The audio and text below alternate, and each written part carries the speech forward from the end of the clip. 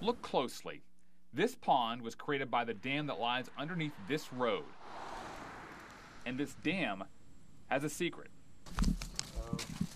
Brett Bumeter lives downstream in the Paradise Point neighborhood a few miles south of Belmont. So the dam is up this creek and around the hill. And if the dam were to break? Probably definitely take out part of that bank and cut straight through there, taking trees with it, maybe a good chunk of our yard. Notice he said maybe. He's not quite sure. And that's the secret, not just at Paradise Point, but at more than 700 dams across North Carolina. If one of those dams were to break, there's no emergency action plan for first responders, spelling out where the water would go, whose lives would be in danger, and what rescuers would need to do to save them. Earlier this year, the American Society of Civil Engineers gave North Carolina's infrastructure a report card. Our overall grade is a C. If as a parent, you don't want your children coming home with a C on a report card. But in particular, the dams got a D. Here's the big reason why. North Carolina has more than 5,600 dams. Of them, more than 1,300 are considered high hazard. High hazard doesn't mean they're in bad shape. It does mean if the dam fails, it could put major roads, property, or lives in danger. Out of those 1,300 high hazard dams, nearly 2/3 of them don't have what's known as an emergency action plan. The plan basically says what to do and who to call in an emergency and where the water would go after a dam failure. Our weakest point is our lack of emergency action plans for all our high hazard dams. Many of the big dams, like the one Duke Energy operates on the Catawba River, have emergency action plans. But at hundreds of the smaller dams, guys like Tommy Almond have to use their best judgment. Yeah, we can bring in and start looking at the data downstream of that real quick to start planning a course of action. Almond is Gaston County's emergency management director. He knows about Paradise Point and every other dam in his county.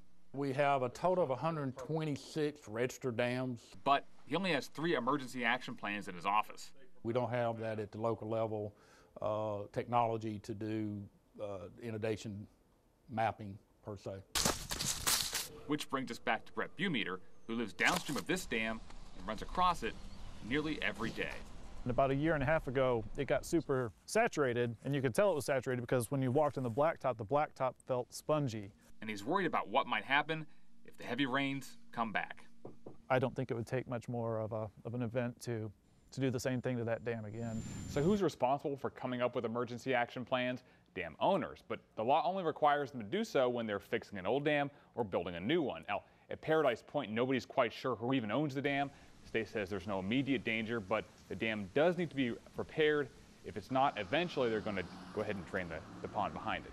Now, Jeremy, we've heard a lot about what might happen if a dam bursts, but how many dams across North Carolina are actually in bad shape? Well, by law, state inspectors have to inspect high hazard dams every 2 years.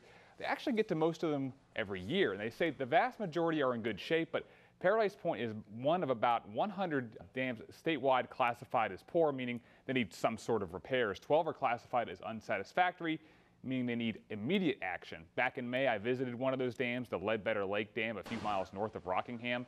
State inspectors found some cracks last summer and they drained the lake immediately. Now, once the owner repairs the dam there, he'll have to file an emergency action plan before he can fill the lake back up. So how often do dams actually fail? Not very often. Back in 2003 was the last big one. A dam in the town of Hope Mills burst after the pond behind it took on 8 inches of rain. 1,600 people had to leave their homes as a result. Now, when the owners rebuilt the dam, they had to file an emergency action plan, which actually came in handy in 2010 when that dam failed again. Interesting stuff there. Jeremy, thanks so much. Of course, you'll probably be surprised to see just how close you live to a dam. So we've made an interactive map to go with this story showing every dam in the state, when it was last inspected, whether it has an emergency action plan, and what condition it is in. All of that is online now at WCNC.com.